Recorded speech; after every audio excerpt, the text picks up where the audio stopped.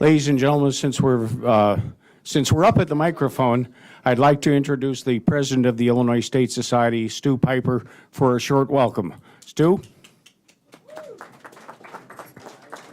Thank you, Mark, and thank you all for showing up, and thank you for the extra security with all the men in their stripes. We appreciate that's true, women too. We appreciate you being here for the, in essence, the inaugural event for the USS Illinois. I'm Stu Piper, as Mark said, president of the State Society, and I wanted to thank Senator Mark Kirk, who's our honorary chairman for the event tonight. He will be with us later. The Senate has some ongoing votes. Both he and Senator Durbin are voting, so we expect them to be down here within about the hour. And members of the House, we understand, have just finished voting, so we will have them coming in and out, and we'll be taking a break, announcing them as they are here, and wanting to get some pictures taken. As many of you may be aware, this club, the State Society of Washington, dates back to 1854. It's the oldest state society in the country, and it has a rich heritage. Mark Rhodes here, who's the former president of our state society and NCSS president, and is our current historian who also organized this event, wrote a book that you've seen out there, Land of Lincoln, which really details a lot of fabulous history relating to the famous and the infamous people of Illinois throughout our history, both political and otherwise, that have been in the news. He'll update you. And if you're not a member of the association of the State Society, we'd love for you to join. We've got our tables out there, and we'd like to have your email address so we can communicate other events we have. It's a great deal because, like as you can tell, these events are sponsored by our great corporate hosts, Motorola Solutions in this case. And would you raise your hands? Acknowledge the staff members, 3 staff members from Motorola Solutions who are here. Thank you very much. I'd also like to mention, this is our statehood day, December 3rd. We're leading up to our bicentennial in 4 years, and it's a day that we're looking to do special events. We started an event last year, and we're looking forward to doing more in the future. But it's also a sad time for Illinoisans because we've lost 4 members who were very helpful to us in the past several years. Former Senator Alan Dixon passed away.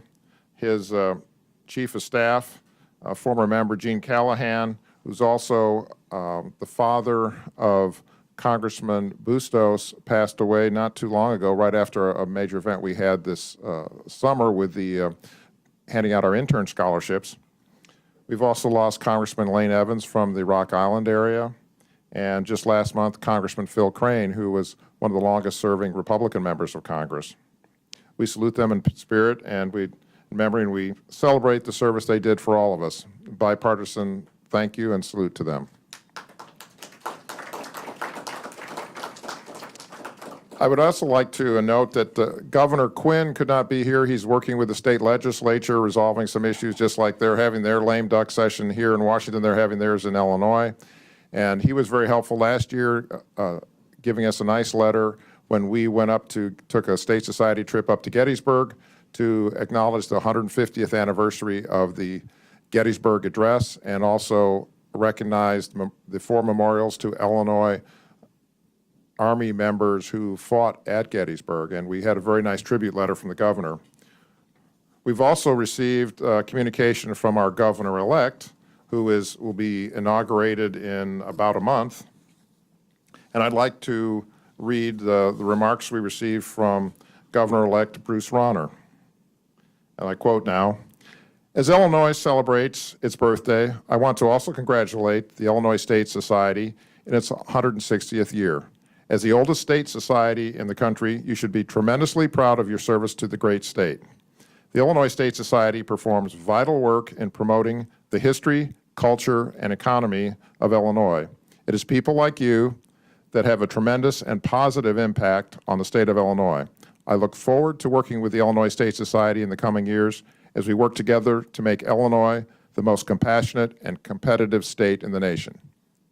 Governor-elect Rauner's remarks for us.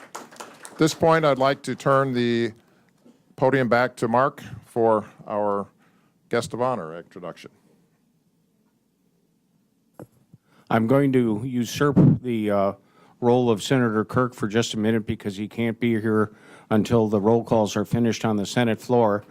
In Mark Kirk's office, he has a beautiful portrait of one of our longtime members, Senator Everett McKinley Dirksen, who was my old boss. I used to tell the interns on the Hill that I worked for Everett Dirksen, the man, not the building.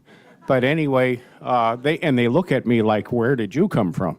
But I came from Illinois. I served in the state Senate out there for 6 years, and I am an amateur historian for the state. I wrote a book, Land of Lincoln, Thy Wondrous Story. And the last time we had a ship named for the state of Illinois that was actually out at sea, it was the battleship Illinois BB-7, which was part of the Great White Fleet that Teddy Roosevelt sent around the world. I mean, here we had a ship older than Wrigley Field. It was launched in 1898. So we have the commander of the pre-commissioned unit who's going to take the USS Illinois submarine out to sea for trials, but I don't see him. Where is he? Oh, Commander Porter, would you please come forward, and Chief DiPietro, would you also come forward for just a minute, stand a little bit closer? We have one piece of business that we have to take care of. Cheryl, do you have the bag with our caps?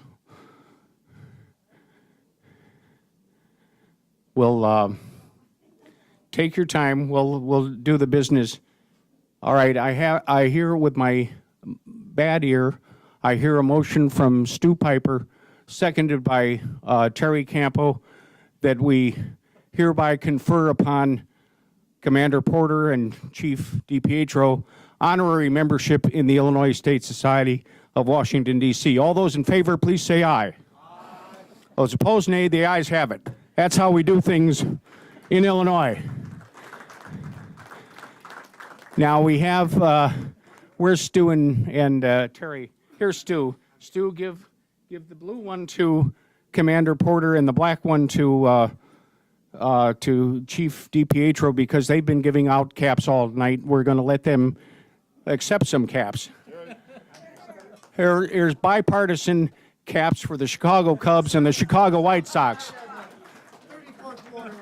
You can trade those off depending on who's higher in the standings at any particular time.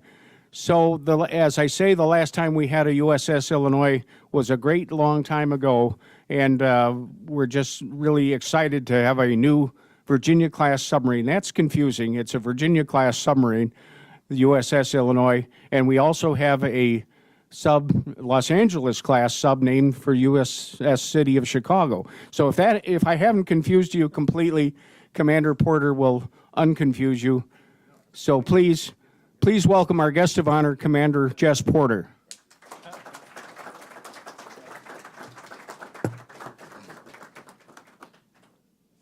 This is a little bit intimidating to me. I'm not a natural public speaker, but I'm learning. Senators, Illinois Representatives, State Society, USS Illinois Commissioning Committee, thank you for the interest in and the support of the USS Illinois crew. There's no way that when I completed high school way back in 1985 and joined the Navy straight out of high school that I thought it was even conceivable that I could stand here before you as the commanding officer of a nuclear power warship. We truly live in a land of opportunity.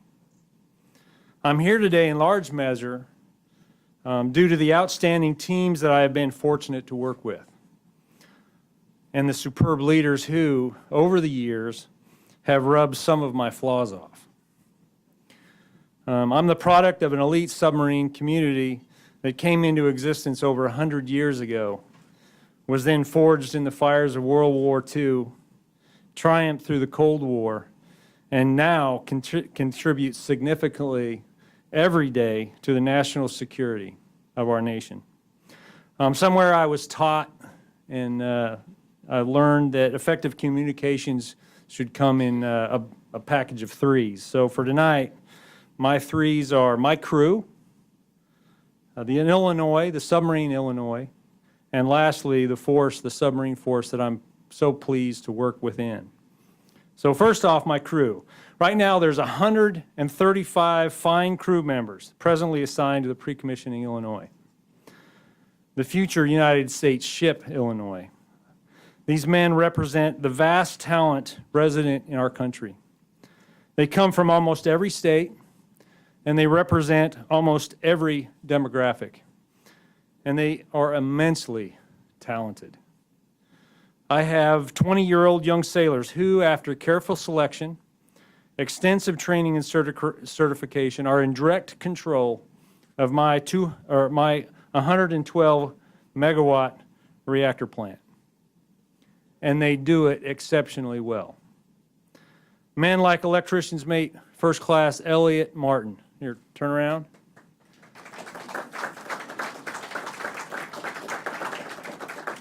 Petty Officer Martin is the Illinois' very first Sailor of the Year. He's with us tonight, and he works very long hours doing extensively technical work, inspecting the many systems on board, testing those systems, and pushing those systems through operations so that we find and fix the problems now before we go to sea. I have more seasoned professionals, we'll say seasoned, like my chief of the boat, Master Chief Dave DiPietro.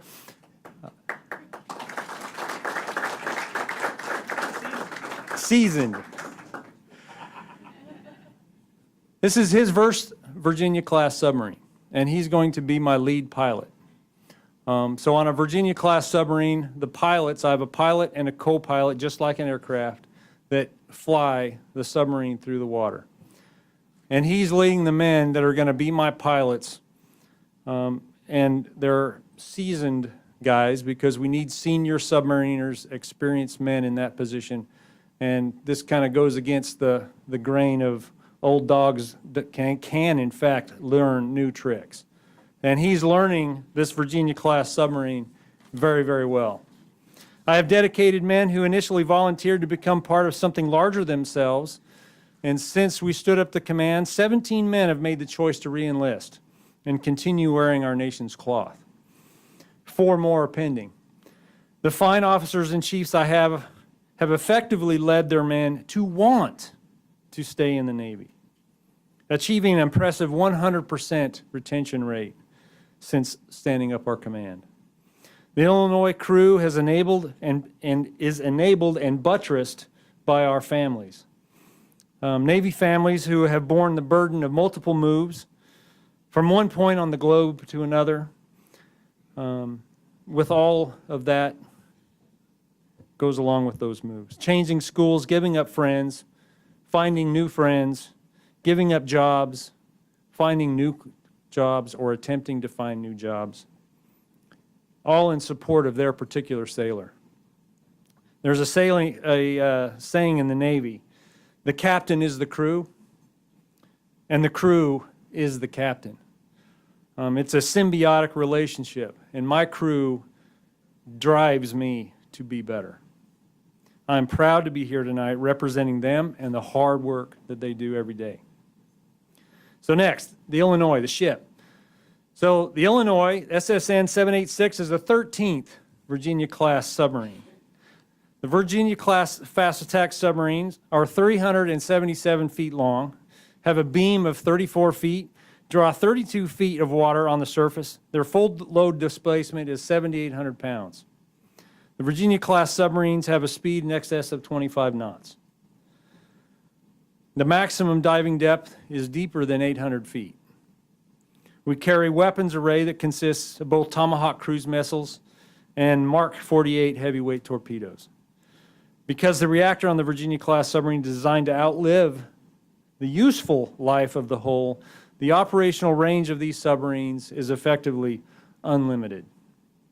The Virginia-class is built with the superb equipment sourced from every state in our union, including our emergency diesel generator, who's built by Caterpillar. Right? And our air conditioning units, which are built by York, also in Illinois. Leading the team that builds the Illinois at General Dynamics Electric Boat is my ship's manager, Mr. Ray Cormier. Ray?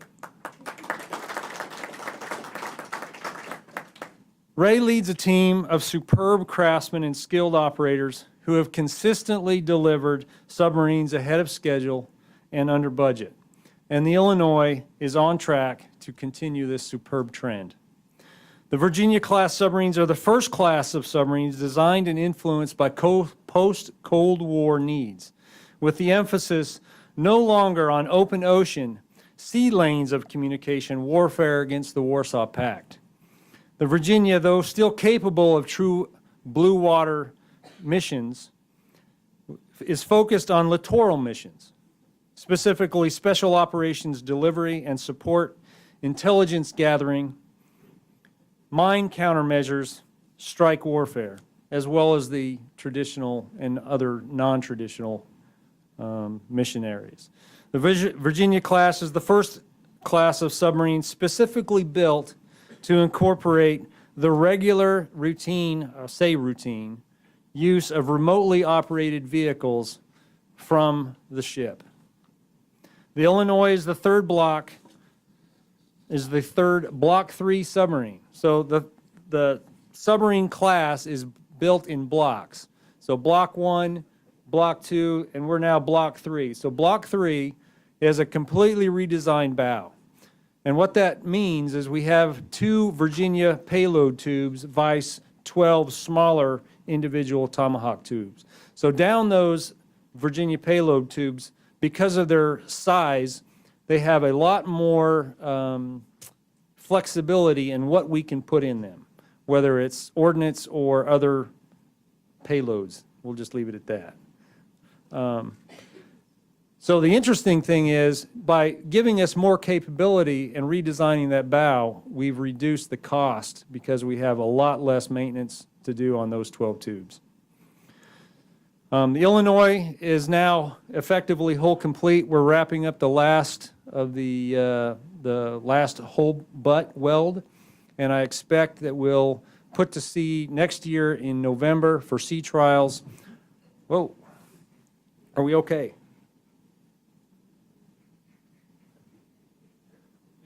There's a chair right Okay. here. Thank you, Chief.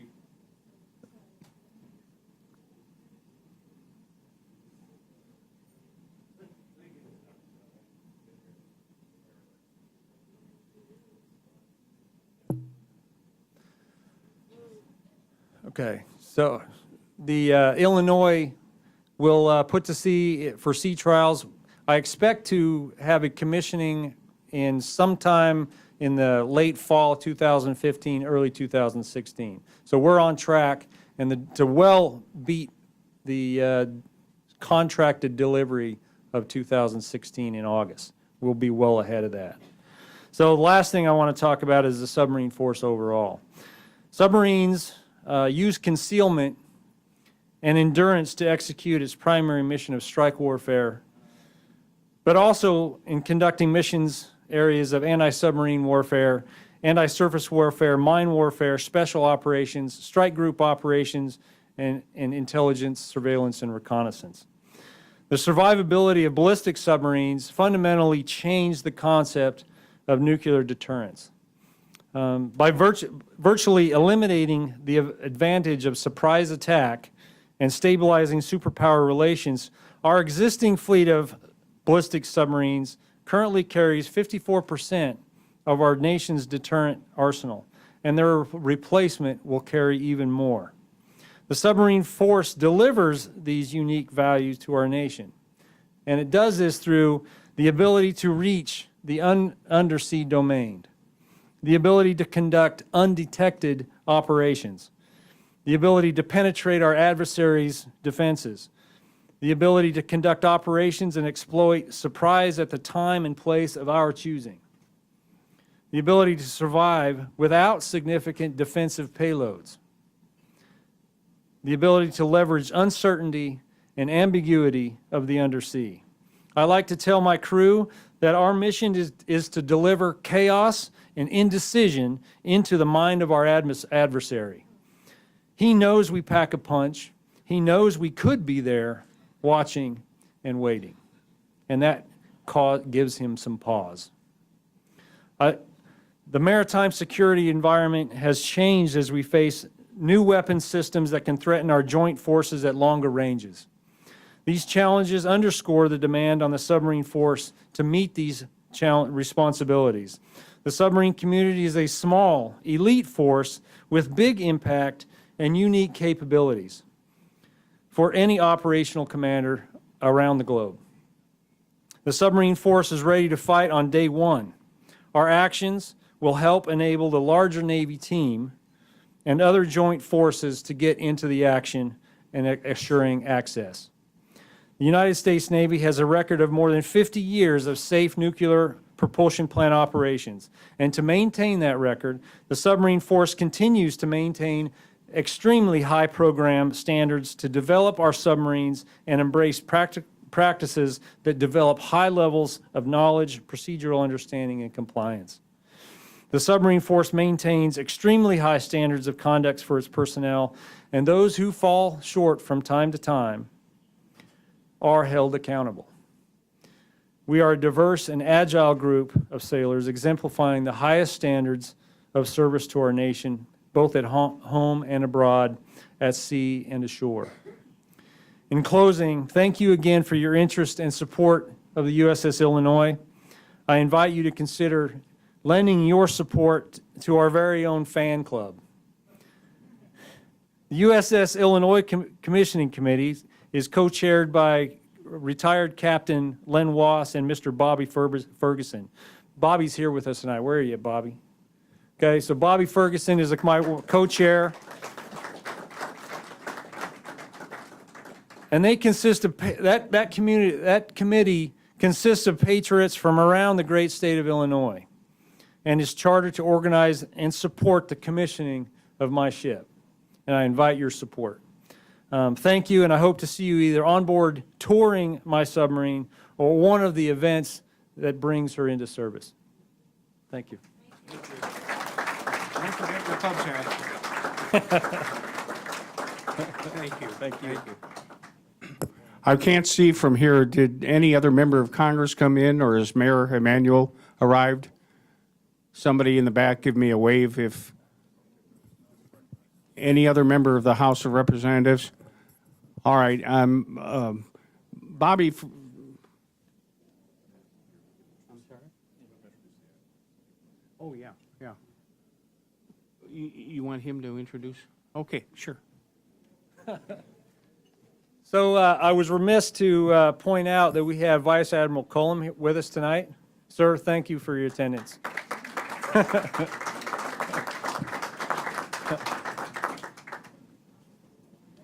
And Vice Admiral Cullum is from Flossmoor, Illinois.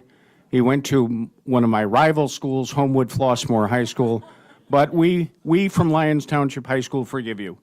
And Flossmoor is a wonderful town. We have people here from Champaign, Quincy, Springfield, all over the great state. So we're going to continue. If there's still food, we'll continue to enjoy some food. We'll continue to take pictures until our senators arrive. So thank you all for coming. And now, Bobby Ferguson, come forward one more time. I just want everybody to see you, because the members who represent Illinois companies here in Washington, D.C., please give your business cards to Stu Piper so that we make sure that you're current members of the Illinois State Society. And please give your business cards to Bobby Ferguson so that you can get invited to the christening ceremony down at Newport News, because we all want to go. But Bobby, if very briefly, if you can, just tell us the commissioning committee. Give us the website for sure. Okay, well, I want to thank Mark and the Illinois State Society for hosting this event tonight and give us an opportunity to introduce you to the USS Illinois, to the skipper, the crew members, and to the commissioning committee. And I want to thank all the members of Congress for being here tonight. Thank you for the money you made available to build this awesome ship. Commander Porter, where Master Chief went, and Petty Officer Martin, thank you for coming down from Groton to join us here tonight. Commander Porter told you a little bit about the ship and what's happening from the Navy perspective. And I want to tell you a little bit about the civilian side of this whole operation, because a ship commissioning, which is steeped in a lot of naval tradition, doesn't just happen. The Navy, being good stewards of the money that Congress appropriated to us, can only use a very small amount of money for the commissioning. They can pay for seating, for security, and maybe put a couple of bunnings on the ship, and that's about it. But the commissioning involves a lot more than that, and that's what our committee is for. Back in the summer, Commander Porter came to us to the Navy League in Illinois and said, I would like for somebody to establish a commissioning committee to head up that part of the operations. And 5 active councils of the Navy League in Illinois got together, agreed that the Aurora Council of the Navy League would take the lead, and that's where Captain Wass is a member of that council. He decided to take the lead and become the chairman of the committee. He asked me to help him out because I had done this with the USS Freedom back in 2008, and I was the chairman of that commissioning committee. And the presidents of all the Navy League councils in Illinois are members of the committee, and Lynn has set a goal of raising $800,000 to fund the events surrounding the commissioning itself. We also will be doing some events associated with the launch.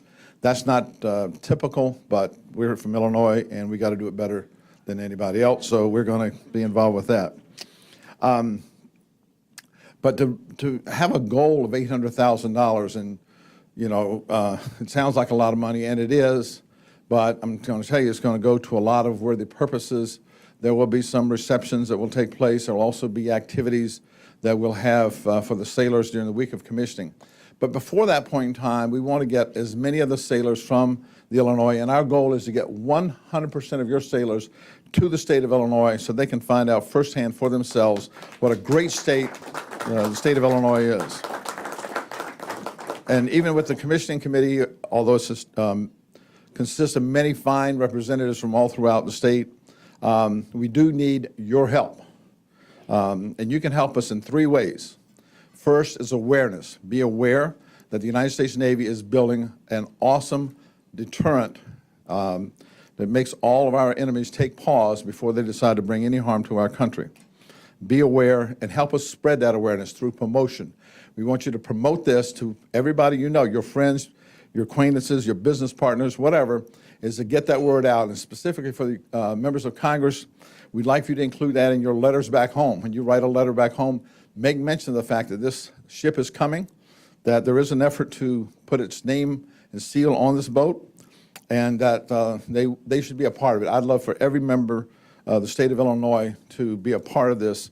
As we've gone around talking to people, the response, the reaction we're getting from that is just absolutely overwhelming. People cannot wait to get involved, to get a part of this and be a part of it and join in. And the third thing I would ask you for is your support.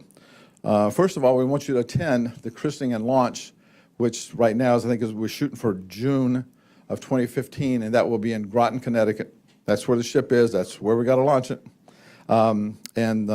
That's where First Lady Michelle Obama will crack that bottle of champagne across the bow. So it's a very, these whole things are just steeped in tradition, and I absolutely love it. No other service does this. Nobody else has a commissioning for a major asset.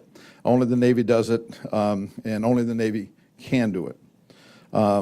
So we want you to attend the christening and launch if you can. Then the commissioning, which we're looking at toward the end of next year, beginning of 2016, and that may be in Groton, it may be somewhere else. We're not sure. We don't know yet. Secretary of Navy has not announced where that commissioning will take place. But we want you to come there. We want you to come to that commissioning and see it. You just be blown away. I attended my first commissioning when Ronald Reagan was commissioned, and I was absolutely blown away. I became addicted, and I have done 9 commissionings so far.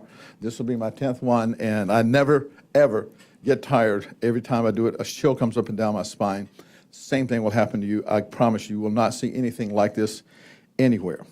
So I'm the guy who is going to reach into your pockets and ask you for some money. And George Small, who is our financial guy and treasurer for, George has a little 1-sheet front and back that tells you a little bit about the ship and the commissioning, what's going to take place. And on the back are listed opportunities for people to contribute to that. And with each level of giving, we will be sure to include you and give you a part of this ship, whether it be a ball cap like you see over here, a commissioning coin, tickets to the, maybe we can scrounge up some tickets somewhere so you can come to the commissioning. The commissioning itself is a public event. Anybody from the public is welcome to attend. However, you have to have a ticket to get in the door. Those tickets will come out a few weeks before the commissioning, and you got to know about it, because if you pick up the paper one day and read that the commissioning is going to take place in 3 days, you're too late. So if you will follow on our website, there'll be an opportunity for you to register to be invited to the commissioning. That's what you want to do. You got to start with that, and with that in, you will then get an invitation, and they'll ask you to send back and say how many tickets you want to have to come to the commissioning, and the fact that you will in fact come. So you need to know that. Say, don't wait for the newspaper to come out, it'll be too late. Our website is, imagine this, ussillinois.org. Okay, real simple to remember. You know the name of our state, U.S. ship. So United States Ship, Illinois.org. We are a nonprofit. There's a mention of the Navy League. Is a civilian organization established in 1902 with the encouragement of President Roosevelt, who knew we were a maritime nation, we were going to be a maritime nation, and we needed to have strong sea services to keep the trade lines open. So he encouraged us to form this as a civilian organization. You don't have to be a former Navy or any military experience. Is open to anybody who's a U.S. citizen and has $65 and is not on active duty. You can be a member of the Navy League. So everybody in this room except the uniforms here are eligible for membership. Okay? So again, ussillinois.org. Go there. You'll find everything you need to know there. Thank you. And our website is www.illinoisstatesociety.org. And I thank Bobby and George in particular for coming all the way out here from Barrington, Illinois, and Lockport, Illinois, just to be here tonight for this event. So thank you for coming. Are there any other members of Congress that have come in, or anyone else we need to recognize? If not, again, I encourage you to mingle, to meet Commander Porter, and we hope you have a wonderful time tonight. Thank you very much.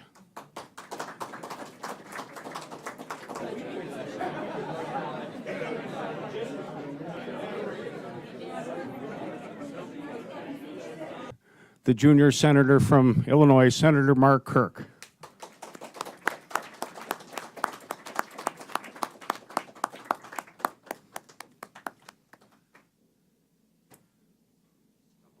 We've already had him speak, but we'll get a greeting from you and pictures. Thank you. Would like to welcome everybody here to say it's particularly apropos that we're marking the USS Illinois.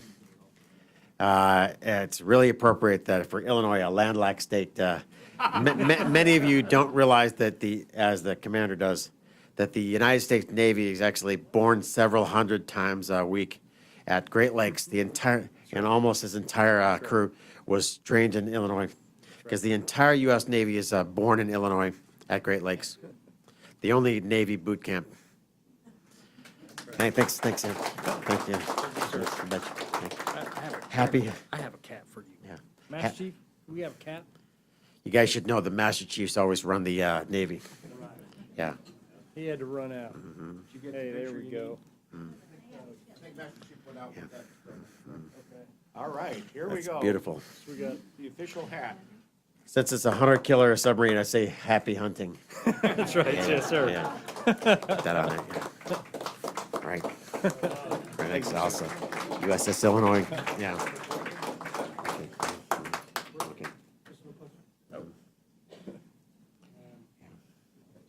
Thank you, Senator Kirk, for being our honorary chair tonight. And in his dear colleague letter, he was kind enough to mention some other Navy heroes from the state of Illinois. Landlocked though we may be, Admiral Hyman Rickover, the founder of the modern nuclear Navy, Admiral James Stockdale from Galesburg, Lieutenant Commander Butch O'Hare, for whom O'Hare Airport is named after, Medal of Honor winner, and finally, Commander Dan Schanauer of Naperville, who was a member of this society and lost his life at the Pentagon on September 11th. So let's remember Dan.